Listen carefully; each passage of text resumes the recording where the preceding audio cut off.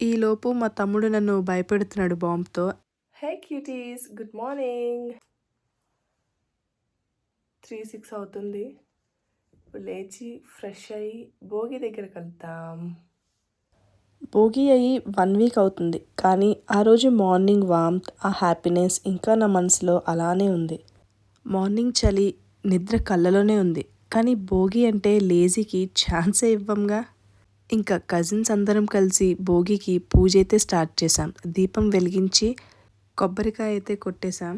ఇంక అందరం కలిసి భోగి వేయటం అయితే స్టార్ట్ చేశాము. ఈలోపు మా తమ్ముడు నన్ను భయపెడుతున్నాడు బాంబ్‌తో. భోగి దగ్గర డ్యాన్స్‌లు వేయటం అయితే స్టార్ట్ చేశారు. స్టెప్స్ అయితే కరెక్ట్‌గా లేకపోయినా నవ్వులుంటే చాలు.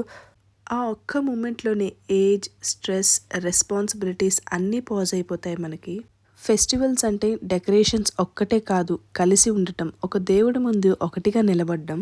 ఇంకా ఆ పాత పడిపోయిన సామాన్లు మంటలో వేస్తుంటే ఏదో సింబాలిక్గా old memories, bad days, negativity కూడా మంటల్లో కలిసిపోయినట్టు అనిపించింది. ఇంకా భోగి మంటని అలా ఎంజాయ్ చేస్తూ ఈవినింగ్ అయ్యేసరికి చిన్నపిల్లలకి భోగి పళ్ళు పోయడం, వాళ్ళ కళ్ళల్లో ఎగ్జైట్మెంట్ చూస్తే మన చైల్డ్హుడ్ మళ్ళీ స్క్రీన్ ప్లే అయినట్టే అనిపించింది.